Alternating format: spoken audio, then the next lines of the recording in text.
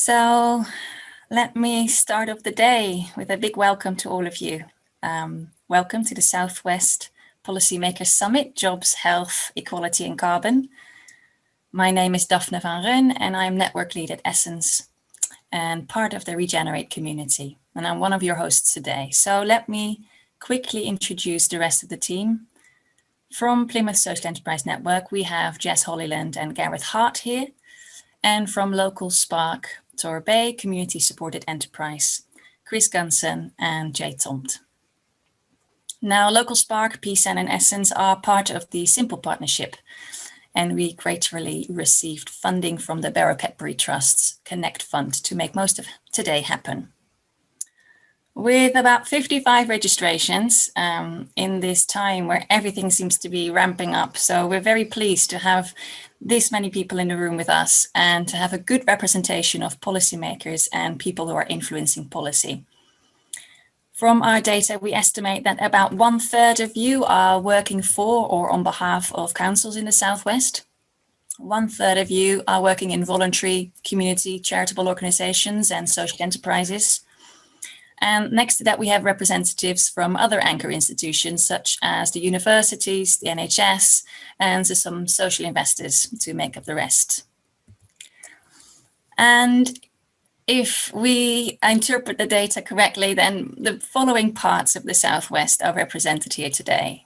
We have participants from Plymouth, Torbay, East Devon, Somerset, North Devon, West Devon and Exeter. So a real shout out to all of you, but do let me know if I've accidentally missed someone out.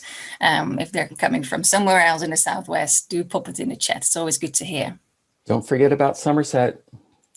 I did mention that, didn't I? Oh, you did. Okay, sorry. I wouldn't want to miss out Somerset. You're right, Jay. But whatever sector you might be representing or wherever you are in the Southwest, we assume that what brings us together is that we all care about one version or another of building back better and what better policymaking can do right now to achieve that. So today's aim is to connect and advance transformative policy, economic policy making across the Southwest. And we really want to create tangible outcomes in the domains of jobs, health, equality and climate recovery, to be taken forward by a cross-section of organizations and people in the Southwest. We believe the transition to a healthier and more just and greener Southwest is not going to be led by one actor or one sector. And that particular belief was also one of the drivers behind our very successful 3-day RegenerateDevon Summit in July 2020, where we had over 600 people gathered. And it spun off a lot of things, but amongst others, an informal local government network, the Devon Doughnut Collective, which will contribute here today, and more local programs such as mobilizing Exeter's community enterprising spirit. Now, for me, today is about connections. So not just about creating connections between the perhaps traditionally separate policy areas of jobs, health, equality and carbon, but moreover, the connections between all of us here. So as we know, change doesn't happen on paper, it happens between and through people. And this is why we've created the following program for this morning. So the first hour will consist of multiple contributions from across the Southwest, multiple perspectives on the needed transition of economic policy. We have representatives from the Local Enterprise Partnership, academia, the Youth Parliament, and the Devon Doughnut Collective. And they will be helping us to imagine what's possible when we integrate policy with systems thinking for a thriving region. And this will really frame the next 2 hours of the event, in which we'll get to work together in collaborative sessions. And hopefully at 12:30, we've taken a few steps in creating this healthier, more just and more resilient Southwest. We hope you'll be walking away with new insights and knowledge and understanding about what's needed in this time, new and deeper connections with peers and collaborators, and hopefully a few clear ideas on how to advance your work within councils and other organizations. So now I'd like to bring in my colleagues Gareth, Director at Plymouth Social Enterprise Network, and Jay, co-founder at Local Spark Torbay, to start us off by speaking to how all of these pieces fit together. So Gareth, how does the needed transition in economic policy fit together with the social enterprise movement in the Southwest? Would you mind saying a bit more about that? Sure, yeah. Thanks, Doughnut.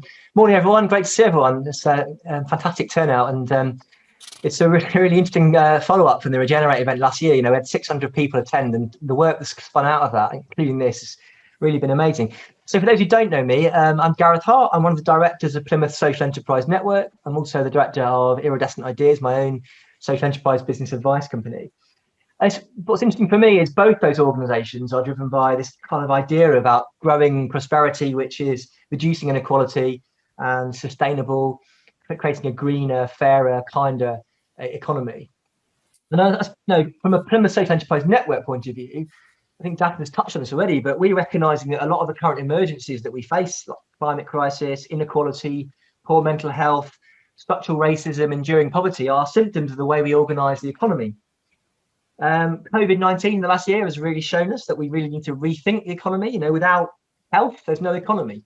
Without natural diversity, there's no economy. So we've got to rethink the role that businesses play in that.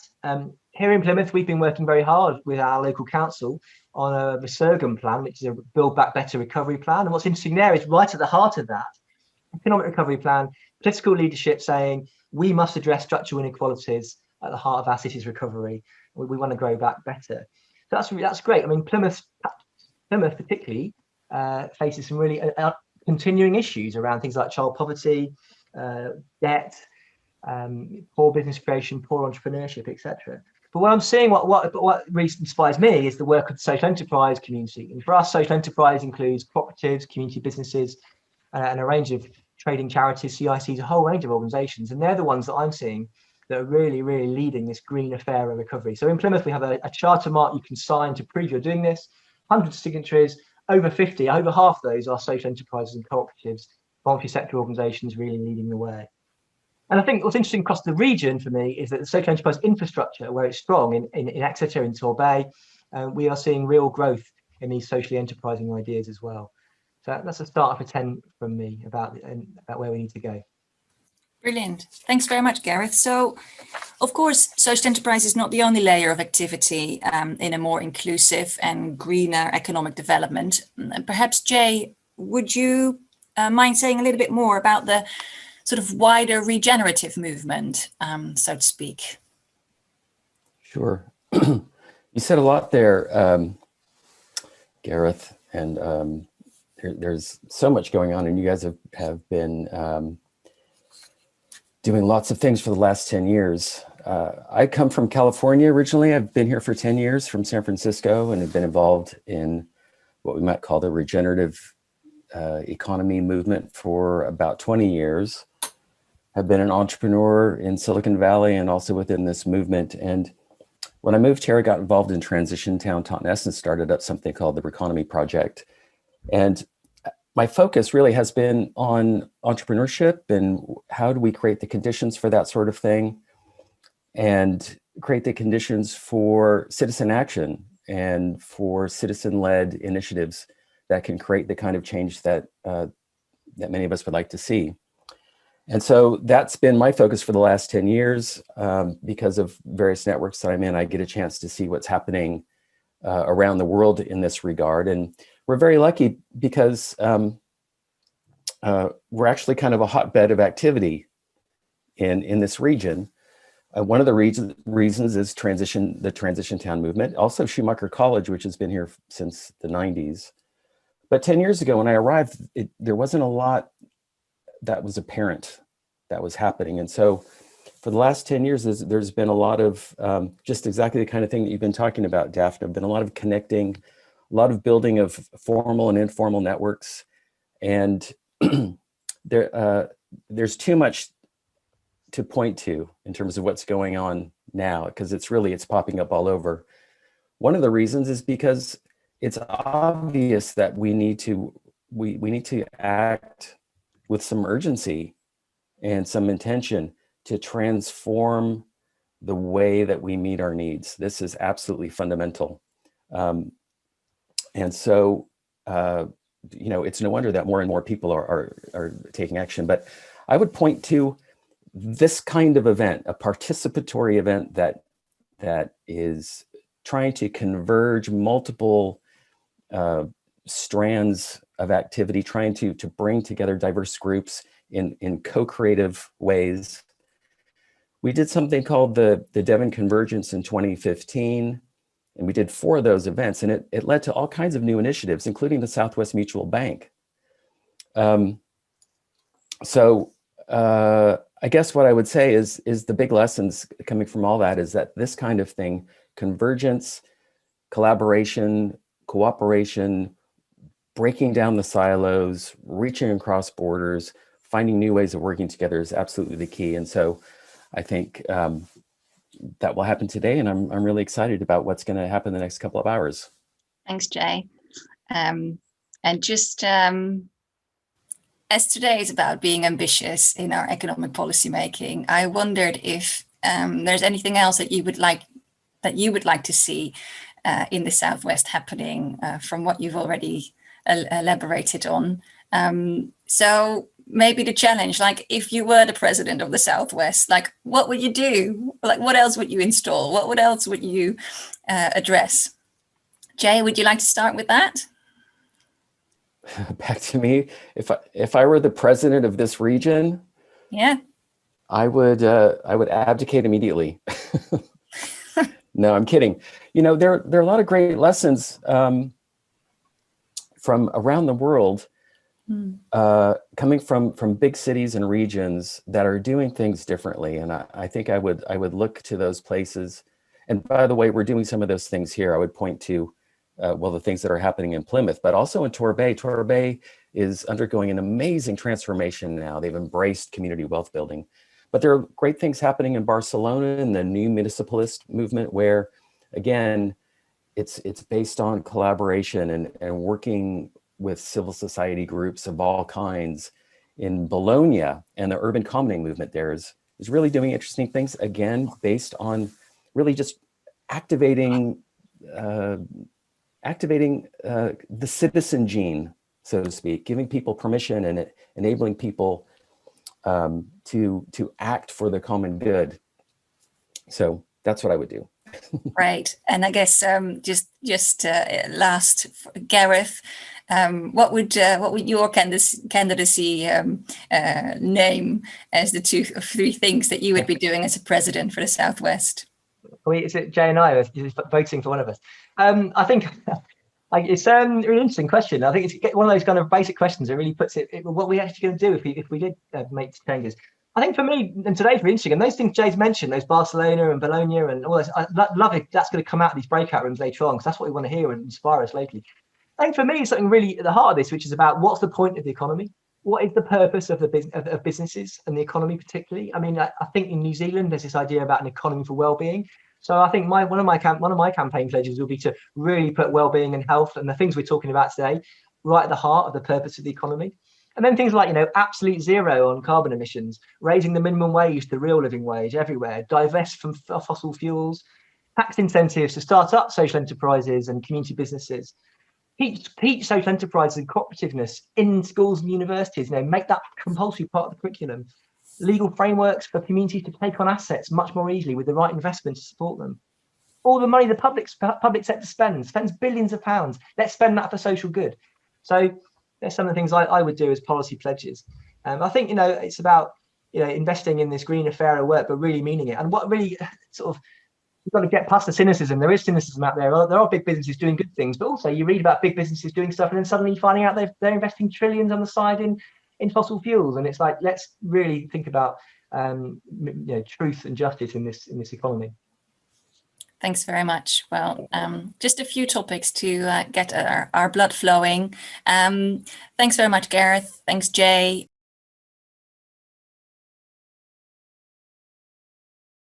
Okay, super. Well, so good morning, everyone. It is a pleasure to be with you all. And it's a pleasure to be doing this job, to be honest, at a time when there is a real shift in policy, certainly from central government, which we've been wanting to see for a long time now.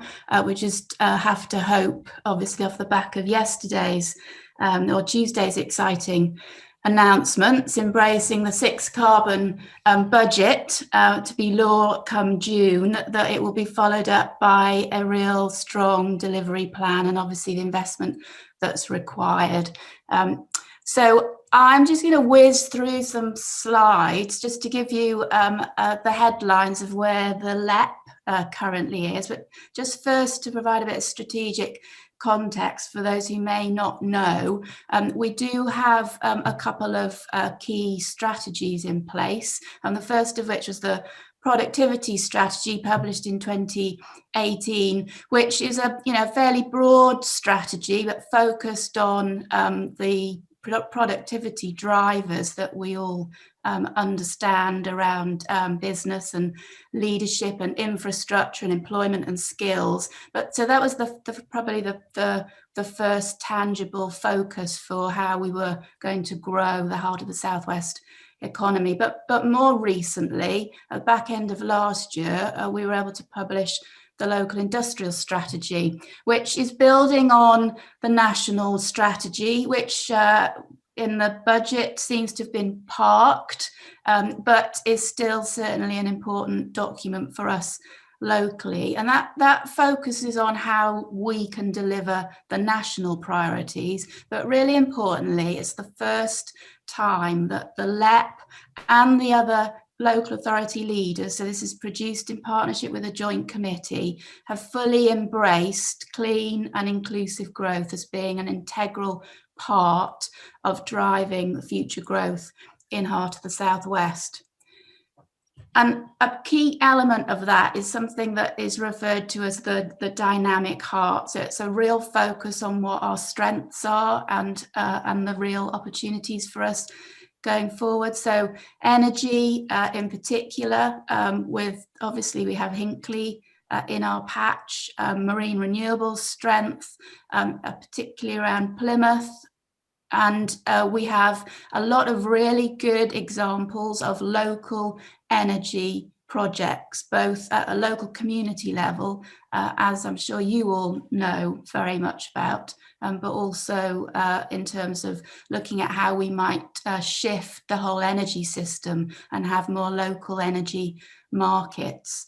There's a focus on engineering. So again, the marine sector is a real strength of ours. Aerospace, we're actually one of the largest areas in terms of the sector, which is not often recognised, but we have some real strengths there. And we have obviously manufacturing and the likes of photonics in Torbay.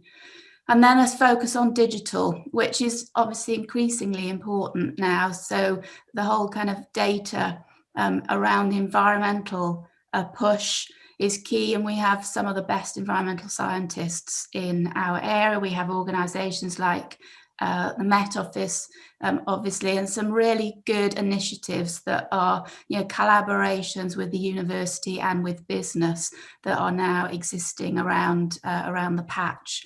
And at the heart of all of that, as I've mentioned, is clean growth and also inclusive growth. So what we've done recently is look at the recovery, and we've tried to build on that industrial strategy and ensure that there's a sort of golden thread that runs through and maintains that real focus on clean and inclusive growth. So this has been published in the last month, is available on our website, and it's focusing really on the medium to long term. So this is really about the future opportunities as opposed to the here and now recovery focus, which obviously is also a key area of work for us, working in partnership with the local authorities. And it has 7 transformational programs, as you can see here, building again on the dynamic heart around energy, engineering and digital, but it's also underpinned by 4 enabling programs which link very much to the productivity strategy and the productivity drivers, looking at place and infrastructure, business environment, ideas and skills. And then the ultimate aim is to deliver clean and inclusive growth through those programs of work. So this is going to be a real focus for the LEP. Will be actually sponsoring the transformational programs and really leading on that. And then we'll be working with all sorts of partners through our leadership groups to deliver the enabling programs. So one thing that I've been pretty focused on in the last few months, I started my job beginning of January, is to work out what the LEP's clean growth priorities actually should be. And I've done that, first of all, by trying to make sure that we capitalise on the focus in the industrial strategy and obviously more recently in the Build Back Better document, so the dynamic heart, trying to build in our aspirations to be a low carbon energy powerhouse, building on the strengths in those key sectors and the digital expertise that we have, but importantly to also try and embed zero carbon commitment in everything that we do. I didn't want this to be a siloed activity with a few folk trying to drive this agenda. It needs to be embedded across everything that the LEP and our partners do. So that is also a particular focus, again building on the productivity drivers. And then I suppose given the changes that we've all experienced in the last year, which has been transformational when you think about how we are no longer moving around, for example, and the impact that is having on the environment, we wanted to try and embrace those recent lifestyle changes. That life is going to be different. We hope it will continue to be different for the better in terms of the environmental impact. And so what we've produced, which is actually going to the LEP board tomorrow, so this hopefully will be endorsed, is a blueprint for clean growth. And the aim of this is to grow the economy in a clean and sustainable way by delivering inclusive economic prosperity, whilst also protecting the environment, lowering emissions, and enhancing natural capital. And there are 6 themes that run through the blueprint, and these are the objectives. So maybe not surprisingly, we have a focus on things like energy, but right at the top is a recognition that the LEP has to show leadership. So we have to walk the talk, using an old phrase, and we want to become leaders in delivering clean and inclusive growth. So that is looking at how we embed this whole commitment into our decision-making processes, and ensure that we are collaborating at that strategic level with our local authority and other partners to make sure that we are driving this agenda across the heart of the Southwest. And then say some specific themes around low carbon energy. So I've already mentioned that there's a commitment in the local industrial strategy to try and grow Heart of the Southwest as a green energy powerhouse, and to see if we can become a net exporter of clean energy. Now, Hinkley obviously plays a big part in that. There are extensive plans for offshore renewables, particularly off the Cornwall coast, which is obviously going to be a way in which we and our businesses can get involved and to support the delivery of that. There's also a focus within that particular theme on local community energy initiatives, and so we're keen to help the Southwest Energy Hub to access even more funding to be able to support the amazing initiatives that there are around the area. There's a theme around green businesses, so there are obviously key sectors, both in terms of the opportunities I've already mentioned, but also some of our bedrock sectors. So we want to make sure that we're focusing on tourism and ensuring that we are going to become a green tourism leaders. It looks at how we can work with the agriculture sector to help reduce their emissions and benefit from the whole shift in new agri-tech opportunities. And obviously some of the basics like providing business support to SMEs on how to become more resource efficient, which is a particular focus which I think is currently lacking in our overall offer through the Growth Hub. There's a theme around sustainable communities and a desire which is reflected in some of the climate change plans from local authorities, I think in particular Devon, that we are established as a test bed for developing zero carbon housing and sustainable communities. So not surprisingly, there is a focus in here around the whole retrofit agenda, and we're particularly keen to work with the social housing sector to see if we can support a programme that could provide the critical mass to then enable our local supply chain to be able to help to deliver that, because obviously off the back of that there are new job and investments that flow.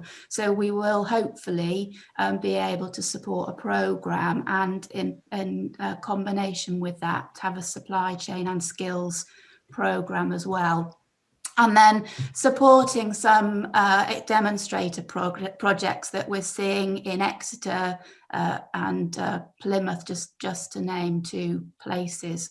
Thank you. And Claire, I just want to mention maybe one more minute and then we'll have to wrap up, unfortunately. Okay, that's fine.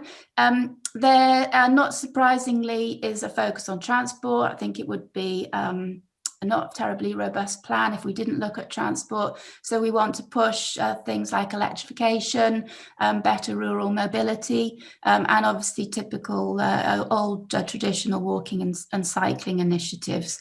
And then I hope you know that the LEP has been focused on supporting natural capital for some time now, and have recently announced a £1 million investment fund to support demonstrator projects in natural capital around the patch.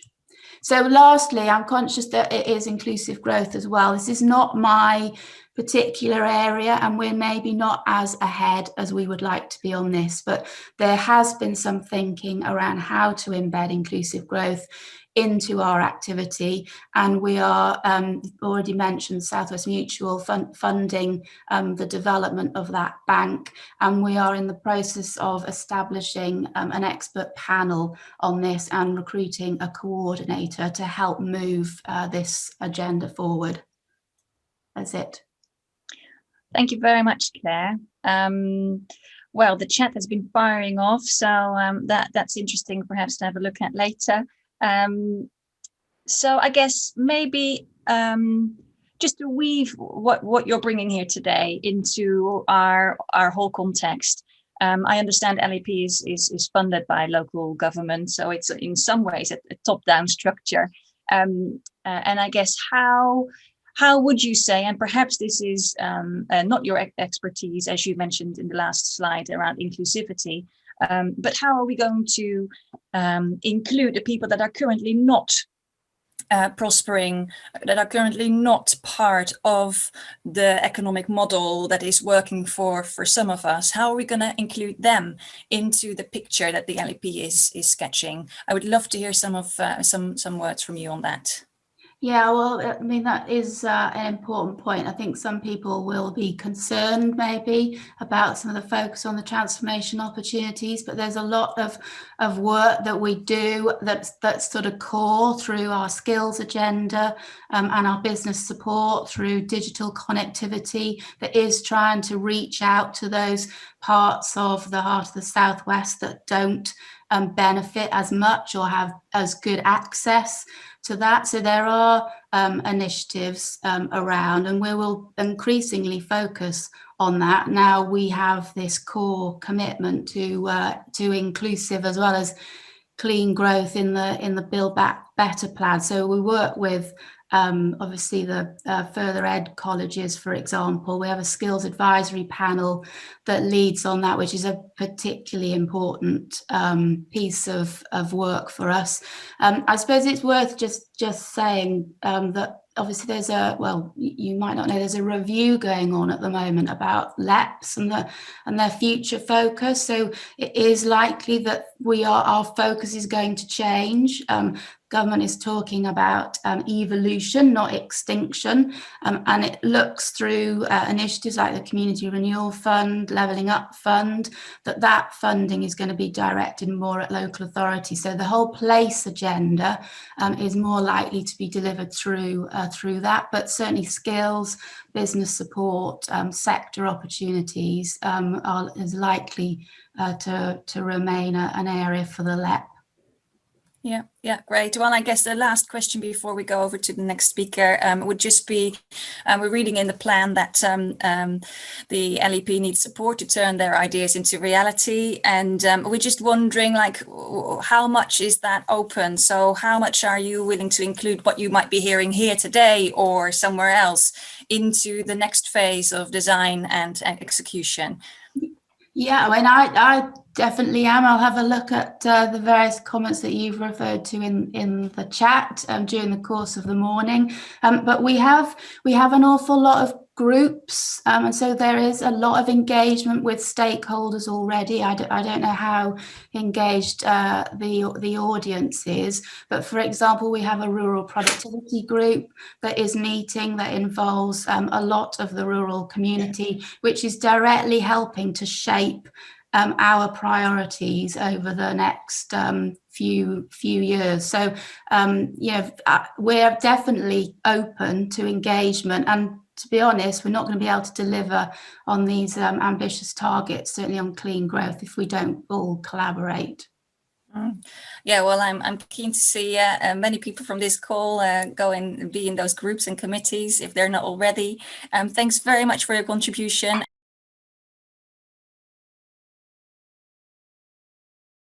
So what I wanted to talk about a bit today was thinking about circular economy in Devon. And I must say now that perhaps my language and thinking is a bit different from Claire. And I guess this is sort of what comes from being in academia maybe and being able to think broadly about ideas. So what we've been thinking about within the project is towards diverse and equitable economies. So I'll touch a bit on the circular economy and hopefully look at some examples. I've turned the chat off from my end, so if people have clarifying questions, you can do that at the end, but I won't be able to see what's coming through as I'm speaking. So really, I won't talk much about the problems we're facing. I think we all sort of know about that, but I will say sort of in relation to resources and consumption, we know that has doubled since 1970 and continues to rise. So despite all the talk about the climate crisis, the ecological crisis, pollution and unsustainability, that's continuing to grow. And we know that growth is linked very much to climate change. We know wealthy nations like our own are more of a cause of that than poorer nations. And we know that we need to really be looking towards sustainable prosperity, economies that are low carbon, equitable and regenerative. And so I guess here, sort of putting out some different ideas, perhaps to Claire, in looking more at sort of post-growth ideas, at least diverse economies, when sort of think about how the circular economy might fit in. So this slide is a bit busy, but trying to get over what we sort of think about the circular economy and how we sort of shift away from what we're in at the moment, which we refer to as the extractive linear economy, because it's based very much on the extraction of resources or exploitation of natural resources, the consumption, sort of making things, using them, and then the disposal. And this leads very much to, relatively speaking, cheap goods, because the extraction side and the disposal side is not really accounted for in the cost of those goods. So this leads to a sort of growth model that is very much based on taking and then throwing away without really having to account for those costs. We also know that at the moment, very few of those resources are ever recovered and recycled. So most ends up is either waste to energy for incineration, or landfill or other. So we know that a lot of that also ends up in places like the sea. And one of our main emphasis has been on the plastics circular economy. So that has been very much looking at microplastics and plastic pollution. So we know that this move has got to take place, this transition to, on the right hand side, the regenerative circular economy, which is really about trying to keep resources in use. So we've got through reclaiming, but I think that should be really one of the last resorts. Really, it's about reducing, reusing, repairing, repurposing, sharing. So it's shifting the economy, shifting how we think about how we use resources. And I know that a lot of places think about this within sort of reducing waste or reducing rubbish. But I think we also need to think of this as about creating new resources and new opportunities. So Circle Economy, who are based in the Netherlands, have looked at lots of different initiatives, and they've put together their core elements, which is prioritising regenerative resources, and that's from energy through to the design of products that can be reused or are made to be repaired, stretching the lifetime, again talking about repair, repurposing, think about waste as a resource that can be used multiple times in different ways, and rethinking the business model, which has been quite central to a lot of our thinking, which may well be about, I think a lot of products are coming online that are thinking about mending, so building mend into the sale of goods. So clothes, for instance, there's some companies now that are giving repair kits or doing in-shop repairs, designed for the future, again, designed for repair, and teaming up and creating joint value. And I think in a lot of our work, we've seen how good networks are and how important they are. And that's for the last thing, which was sharing knowledge. So this is just sort of an overview of the circular economy. I think where a lot of problems happen with the circular economy, where I find quite uncomfortable with a lot of circular narratives, is it becomes very focused on one material and one closed loop. And it's been very much used in a lot of greenwashing. So we see a lot of big companies coming forward and saying how circular their processes are. But within this research project, looking at the social side, it's been very much about people and where the social fits into this and where it can feed back into more regenerative social circles. And again, central to our thinking and problems with the broad narratives of the circular economy is that idea of equity.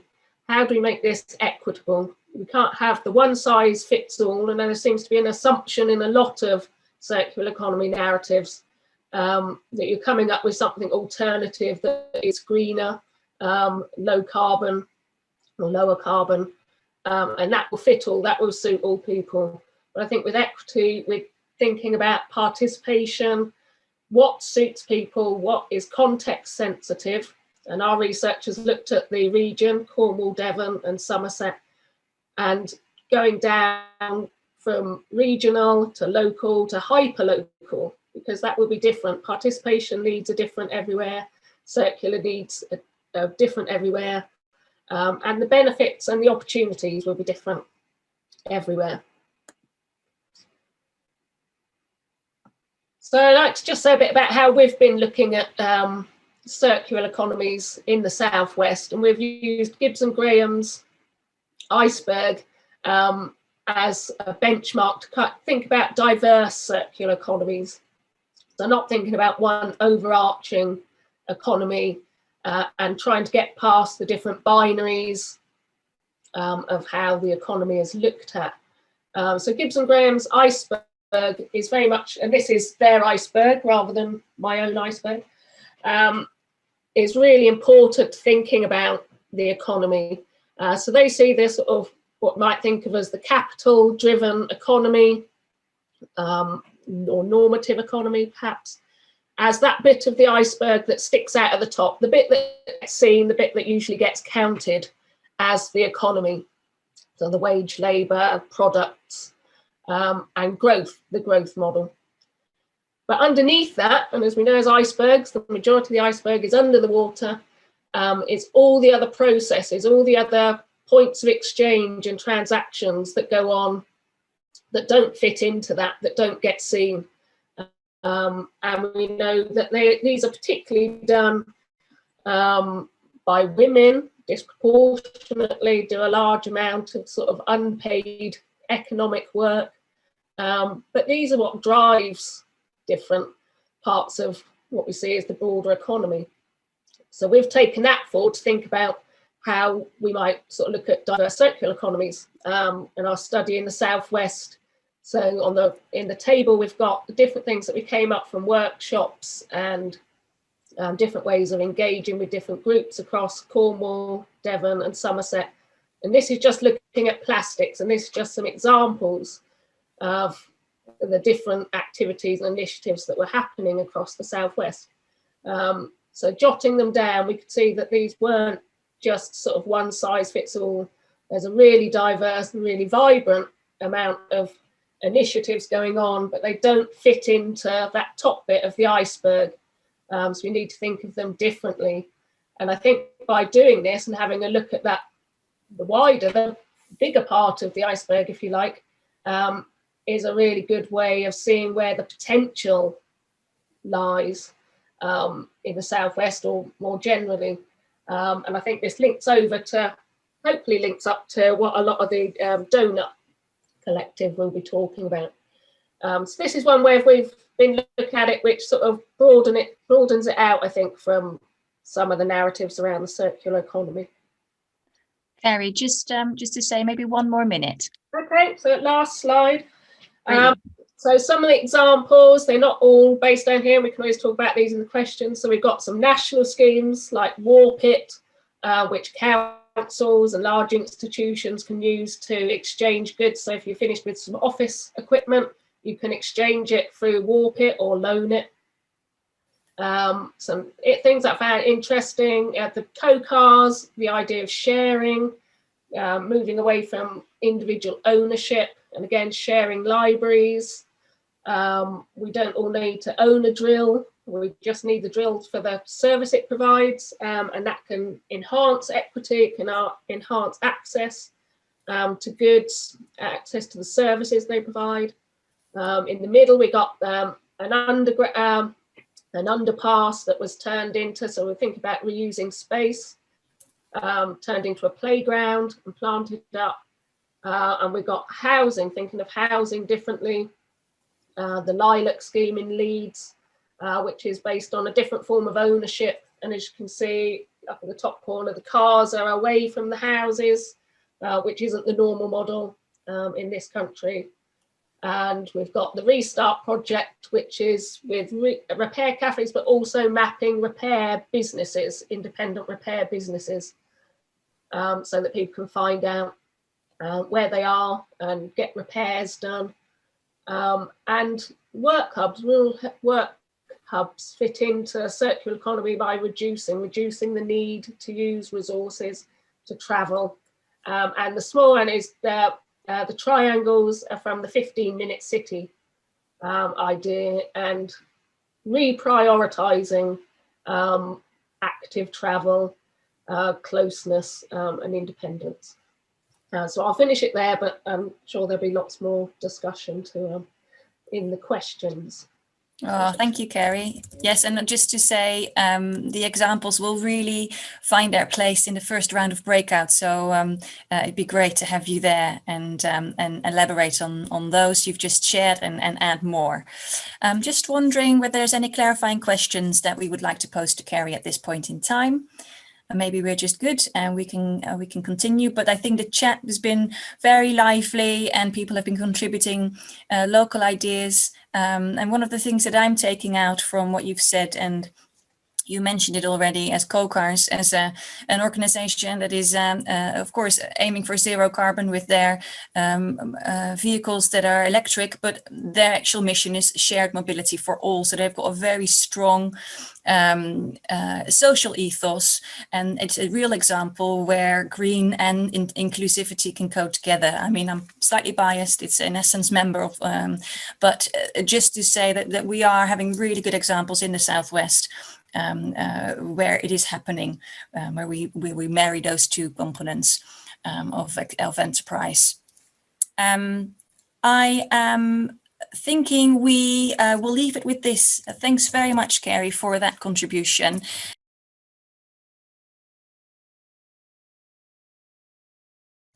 Thinking of whether we can completely see eye to eye on the exact vision for the Southwest, or on how to get there even, to anchor us in the urgency and responsibility that current policymakers, council and enterprise leaders, and really all of us have to be as courageous and ambitious as possible in our current conversations and decisions. We have invited Maisie Frost, member of the Youth Parliament for North Devon, to come and speak with us.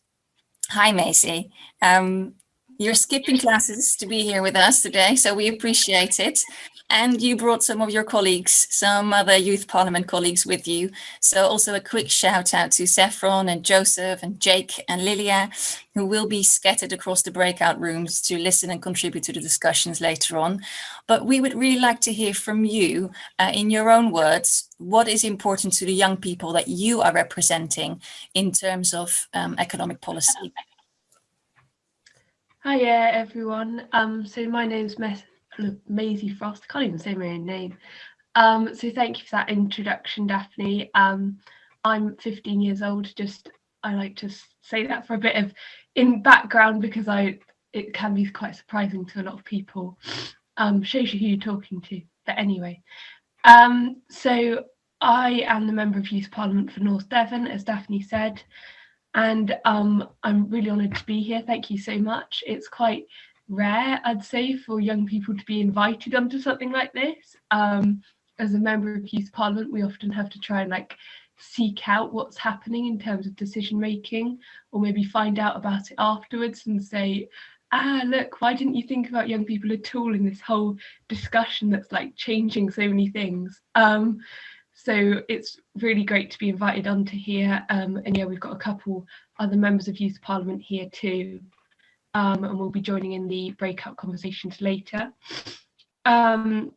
So in terms of issues that matter to young people, well, in UK Youth Parliament, we recently had the Make Your Mark vote, which is a vote for young people all across the UK to take part in, to vote on two issues, one locally and another one nationally, that mattered to them the most. That vote took place, there's one every year.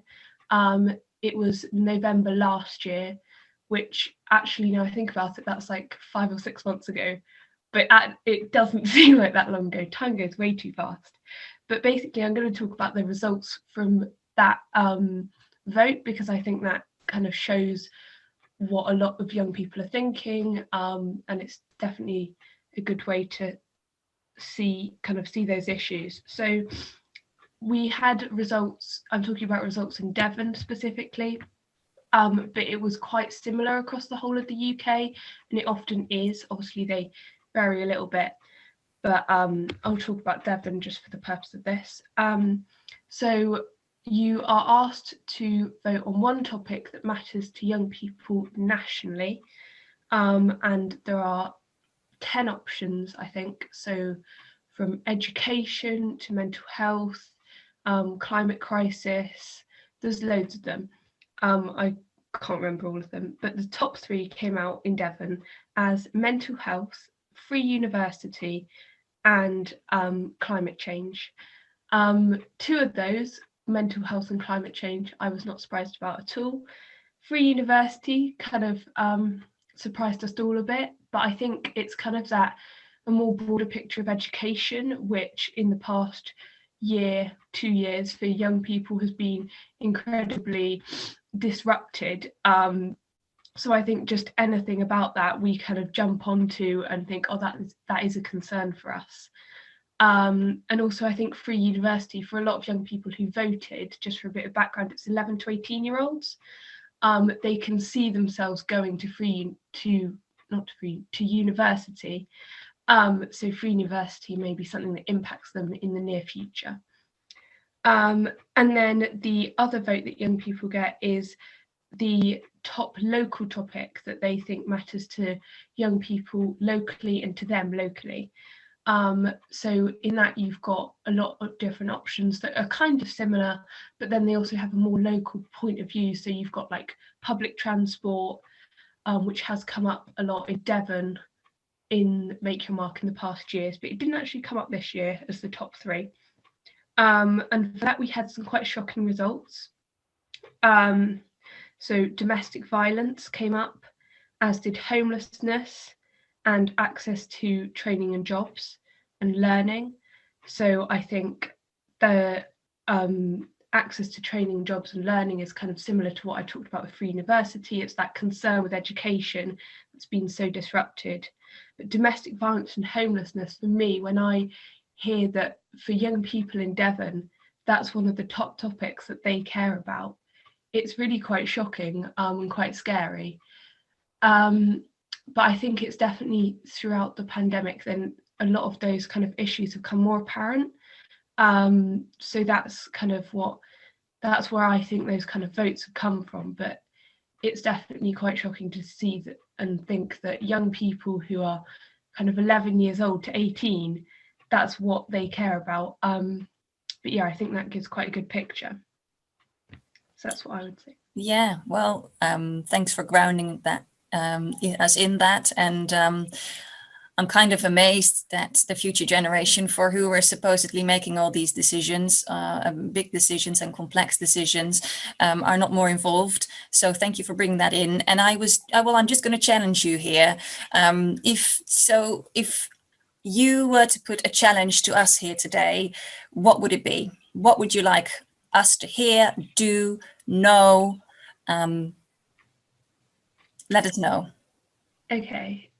Yeah, I've got a bit of a concept to introduce to you guys, which I was kind of introduced to in the first lockdown when I was on a lot of Zoom calls. That's kind of where I spent my life in the first lockdown, as I'm sure everyone else did. But it's called Lighting the Children's Fire, and it's an ancient indigenous practice that I can't tell you the exact indigenous community that it was originally part of, but I believe it is somewhere in the Americas. And the idea is that every decision that you make is you must consider the next 7 generations. So whether you take that as considering that it must impact them positively and not negatively, then that's another thing. But I think just thinking about the next 7 generations is something to be kind of thought about. So I found this, I was trying to research it because that's literally all the information that I had and that I could remember. And there's like the Children's Fire Collective or something. I mean, when I searched it up, all it was how to light a fire with some children. That's not what it is. So it's you can actually physically light a fire, but it's more the symbol. So it's a symbol and reminder for us all to put the continuation of life in all its diversity and the well-being of our future generations first, so before power, profit, or personal ambition. And I think that's, for a lot of decisions that are being made nowadays, that's quite a shocking thing that no one would really think about. You don't really say, oh, I'm going to consider the next 7 generations. And I mean, that's quite a big ask because it's a lot of people, and it's a lot of earth. But I think, especially in terms of like climate change and pandemics, I think it's definitely something that we should maybe not kind of produce with every decision that's made, but it's definitely something to think about if you can. So I think I will challenge you guys in this session to think about lighting the children's fire. and maybe take it forward with any other decision making that you guys might be involved in. I think for young people, we are often kind of forgotten. I think especially in this like pandemic, the government has kind of treated us as, I would say, like robots, kind of pushing us in and out of school. We haven't really been considered very much. We're often forgotten, kind of the teenagers who just make mess and ruin everything. But I think kind of thinking about it like this, and I think next 7 generations can also include kind of the younger generation that are already here, because we're not yet in power, we don't have much position of power. So yeah, that's my challenge to you guys. Well, Maisie, I am so pleased that we can have your voice here today and of your colleagues. That is certainly a challenge to put the economic model that we put front and central in service of the continuation of life. Thank you for that challenge. I hope we can live up to it.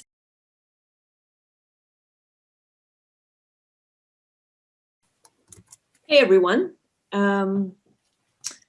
just wanted to give a quick shout out to some of the people who are part of the Devon Doughnut Collective. I'm recognizing lots of names: Maisie, Jill, Roxy, Jay, Daphne, Chris, Joseph. So it's really great that I think in these kinds of forums, there's much more overlap than there ever used to be. Also, Isabel is co-founder, co-director of the Bioregional Learning Centre. So she's my partner in crime along with Nick, and she will be chipping in as I go through this quickly, adding anything that I've forgotten. So I am going to share my screen, hopefully. Let's see.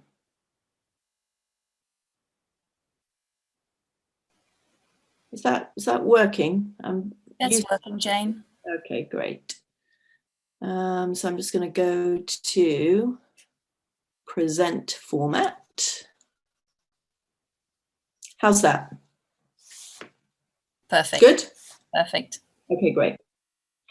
So obviously this is a policymakers summit, so we wanted to just ground our work, even though it is pro bono volunteer work over many months now. Well, not that many, actually. We've made incredible progress, but just wanted to ground it in the context of policy. So Paris Accord, SDGs, the government's legally binding commitment to carbon reduction, declarations of climate emergency, and Devon Carbon Plan.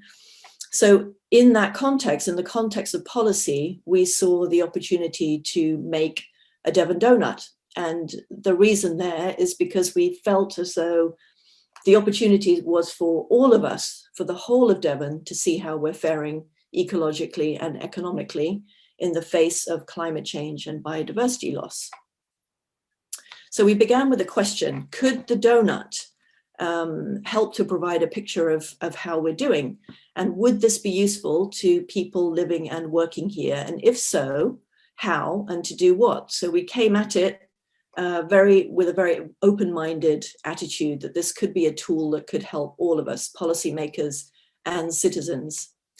So super quick recap, the doughnut, what is it? What does it show? It's a visual framework. You can see the picture on the left there is highlighting the social foundation in relation to the ecological ceiling and showing that what we're after is the safe and just, I can't see the, hang on. Safe, there we go. Safe and just space for humanity. And that's what we are collectively aiming for. So it's really a symbol, the doughnut diagram at least. It's like a snapshot or a selfie showing how well a particular place or community is doing socially and environmentally. Oopsie, hang on one second. So who's making doughnuts internationally? So this is, it's really taken off. Amsterdam, Scotland, Brussels, Cornwall, leading the way. There are many other doughnut groups who are active. It's really a tool for seeing systems. So it acts like a compass, I guess, for deciding what's useful for a particular place to know. And it raises lots of questions, which offers the opportunity for citizens to get really involved in discussing all of this. And the image there is of the Cafe Disruptive's donut hack in Cornwall.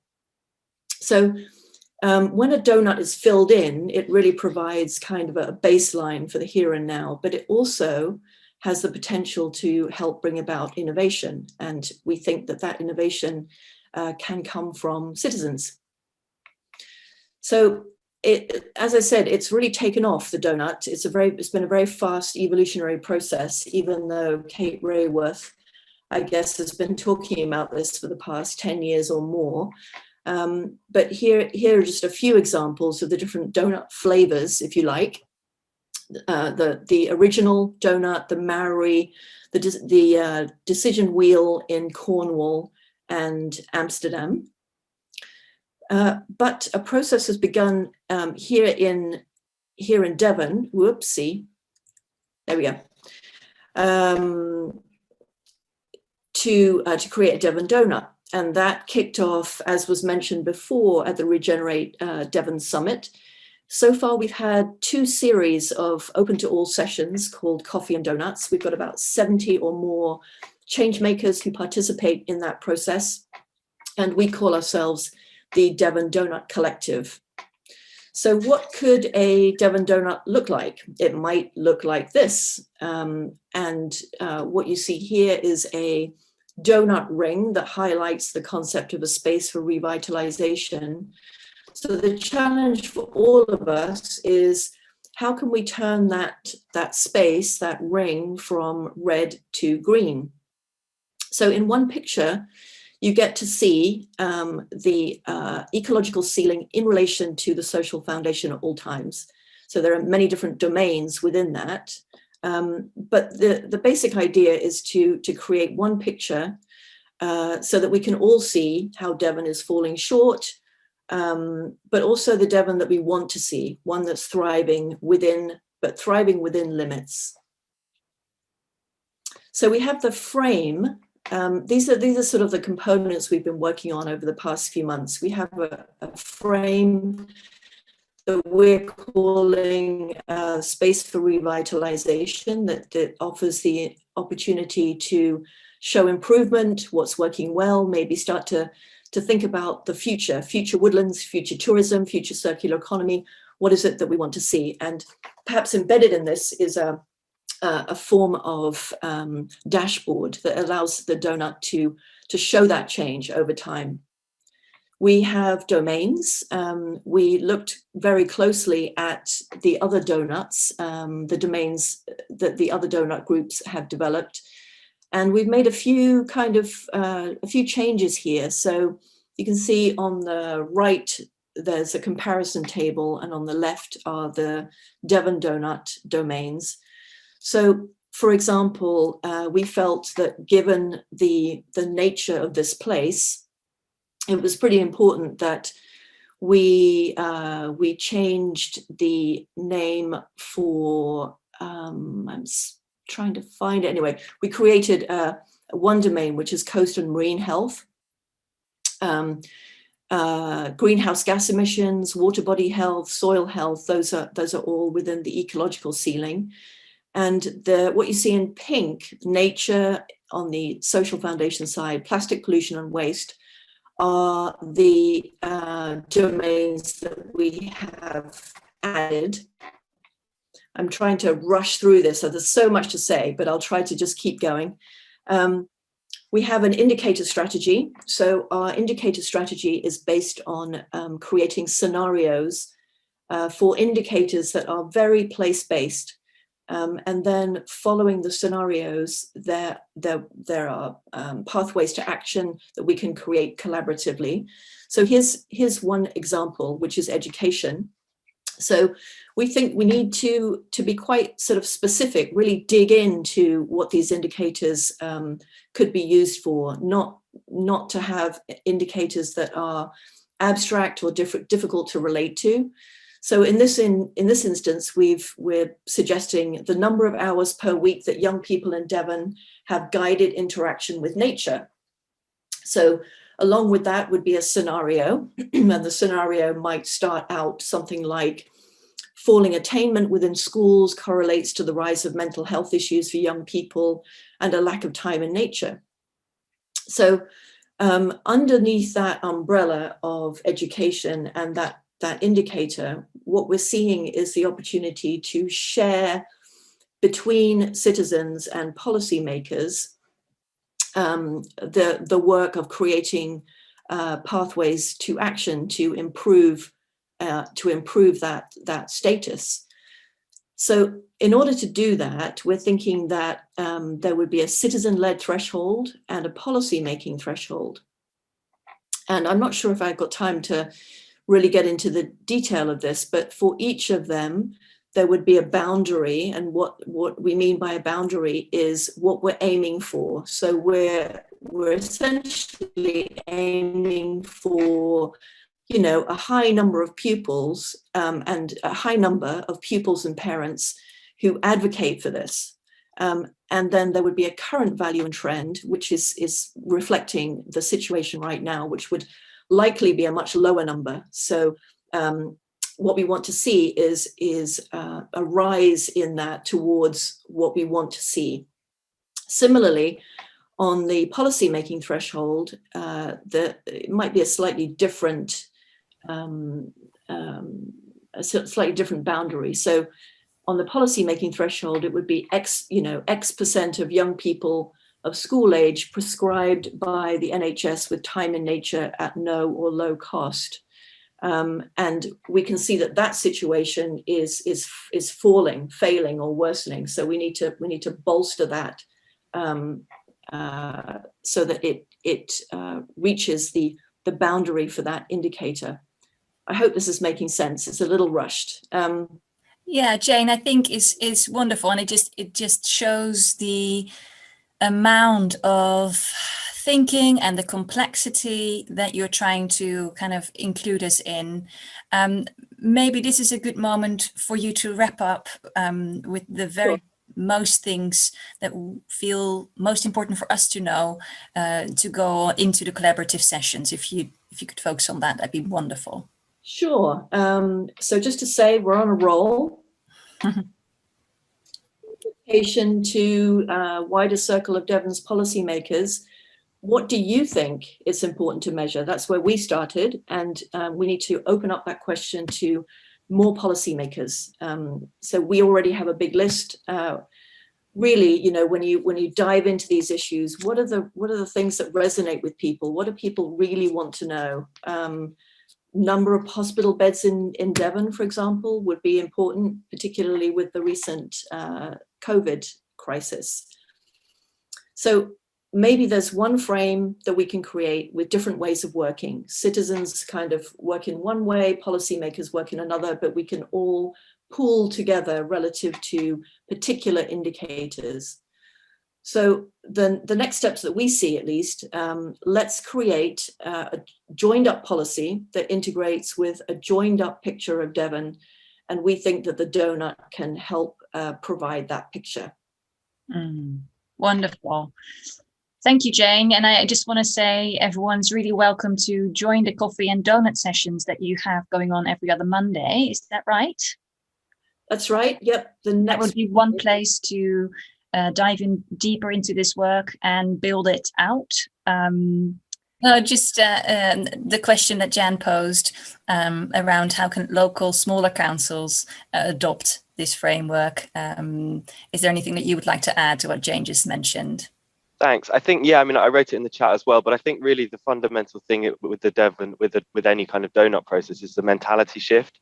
It's about linking together what has been always viewed as separate into a kind of bigger picture of seeing how things, you know, any one decision within any one sector is going to affect lots of other sectors. And so as soon as you start to look at the kind of systemic implications of those decisions, immediately also solutions become clear. So, you know, a bit like, you know, any indicator that we're looking at, just like the example that Jane gave in terms of education.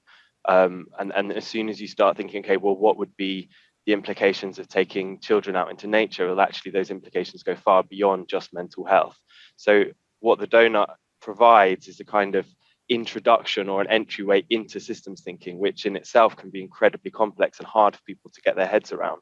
But when you have this kind of simple graphic tool, which enables people to kind of map out how those different indicators or different spheres or sectors actually do relate to one another, then the kind of those practical steps are kind of implicit within that. They, you know, you start thinking, okay, well, how could I do something that's positive to air quality? And then you go, pretty soon you're realizing actually you're affecting water quality, and you're affecting biodiversity, and you're affecting education. And then when you start thinking, well, how could I maybe also then bring gender equality into it, then you start to see how the kind of pathways to practical action are actually, you know, really kind of alive when you start to look at that whole picture. So that's what I find really inspiring on a policy level as well, and always kind of bringing it back to examples of things that are happening now. And Cornwall's decision Doughnut or decision wheel that they've using is already in their sort of first, almost, it's kind of prototyping, but it's been maybe going for about a year, but it's showing them already, whenever they're making decisions and referring to their decision wheel, they're needing to you know, look for data for a whole host of things, and look for the you know, what are going to be the implications of their decisions. And the mentality shift that brings means that the kinds of policies they're then bringing forward are coming from a very different place from if you're just thinking of one thing within one sector, within one silo. And then once that mentality shift begins, then it's just endless where that can go. Thanks for that contribution. That's really good. So that sets up really nicely, because this summit is about creating those connections between traditionally separate policy areas of jobs, health, carbon, and equality.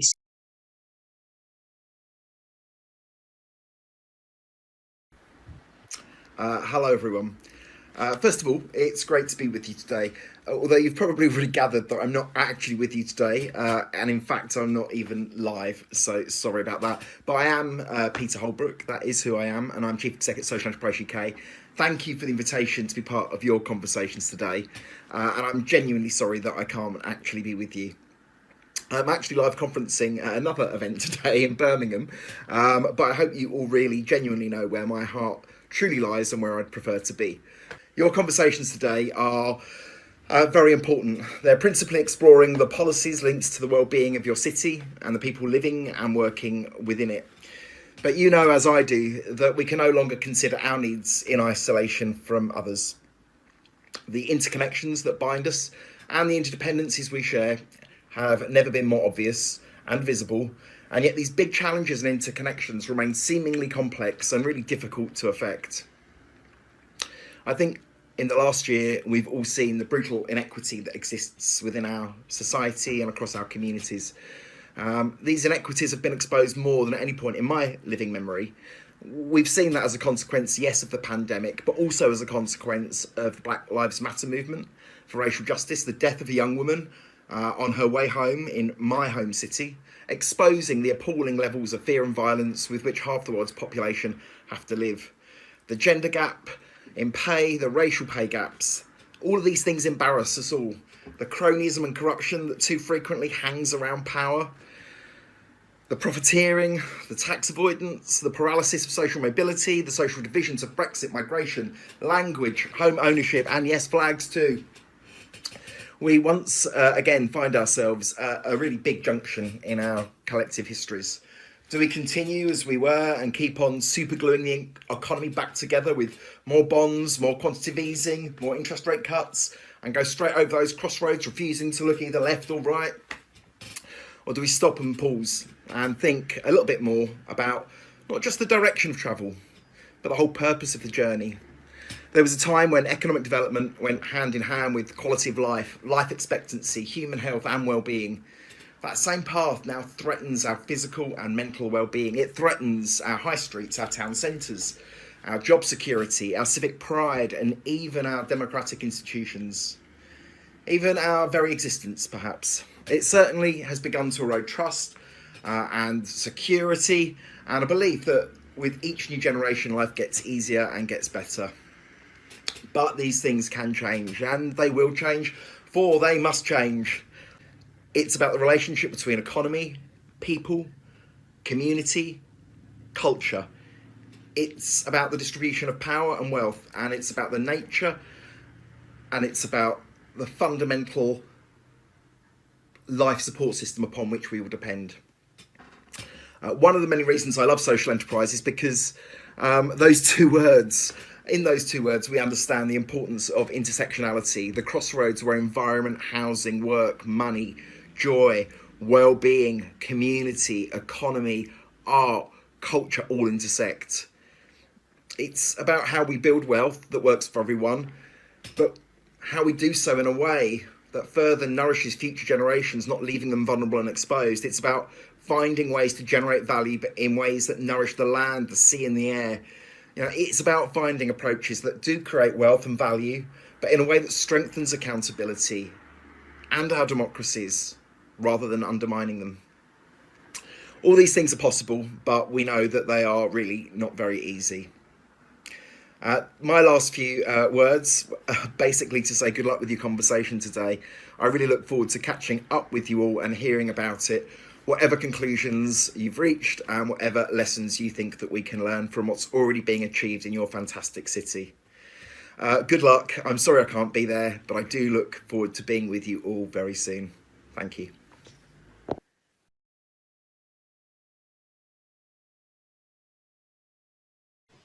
Gareth and Jay, can I invite you to give some of your reflections on the morning? It was a full program.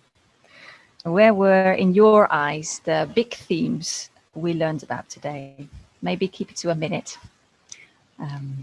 or so. I won't be too strict. Promise.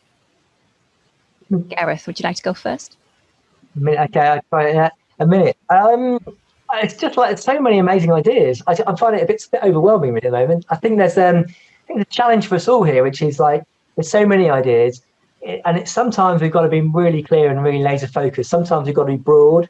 I think we need bigger movements. I mean, the simple partnership which we've done with CoLab and in Torbay and Essence, I think is a great example. We need bigger movements across the cooperative, community business, food, transition. I think that collectively as a movement, all that comes together, and we have some power and some kind of voice and influence. I think then we need to exercise that through councils, LEPs, national government. I think it's deeply political here that we've got to get all major parties involved. And I think it's a challenge. But as someone said in my group earlier on, there's a myth about it being hard. We can do it. We've just got to kind of get the words and the concepts right and get them out there. But also, just one final thing, as we've seen, where social enterprise and voluntary sector infrastructure is strong, civil society is strong. We see it across the country, and we have good engagement with these things, and we get things moving in places like Barcelona and Plymouth and Scotland. So it can happen. We've got good examples. Let's build on that, work together. Thank you, Gareth. Jay? Yeah, I agree. I think it's clear that we need to build a movement. Absolutely clear, in order to help people within councils create the policy they need to create. And I think we saw in the beginning of the day that there is I'm just going to name it. There's a huge gulf between what most of us know need to happen and the kind of policy that's being driven by central government and unfortunately the local enterprise partnership. There's an absolute gulf. So how can we make the change? Well, it's going to come from us, or we're going to be sorry. We have there's an urgency to getting things done, and so the more we join together in events like this, the better. So that was really inspiring to me today to hear how many people also saw that yes, it's not a mystery what we need to do. The hard part is joining together so that we can influence the policy. So if any of you are involved in a local district or county council, one of the things that sprung from the Regenerate Devon Summit is an informal local government network. So this is officers and counselors who want to get support in this kind of movement building, or this kind of economics or policy. I think the other big thing that came out from today is language. So finding the right language to have the right kinds of conversations with people. And yeah, those are my big takeaways. Great. Well, thank you. Yeah, I would just add that in some ways, I've heard many versions of the same thing, in my eyes at least, today, that economics and economic policy has to up their game in serving the actual continuation of life, of people and of planet. And that GDP and all the myths that it has spun around what prosperity actually is just has to take a back seat. And that's my personal pledge. And I will connect from human to human wherever they are and wherever they are currently believing in. Like, we need to get on the same page. It's about the continuation of life and more that the thriving of life, which is people and planet. So that's my take out of today. Extra renewed energy with new faces, new connections. And I will just want to say that on behalf of the Social Enterprise Networks, the Regenerate community and the Simple Partnership, many, many thanks for your participation today. It seems like you might be walking away with new insights, some knowledge and understanding, but I really, most importantly, hope newer and deeper connections with peers and collaborators. So many thanks in advance for bringing your ideas into your work within councils and other organizations. We're here to support you, and we will follow up with an email shortly. All that is left for me to say is have a fabulous and glorious day, and be in touch soon. Thanks, Take care, all. Thank you. Well done, Daphne. Well done, everyone. Yeah, well Nice to done. see you all. See Brilliant. you. Thank you. Everyone, Bye. thanks. Thanks. Thank you, everybody. Bye. Bye. Thanks, everyone. Bye.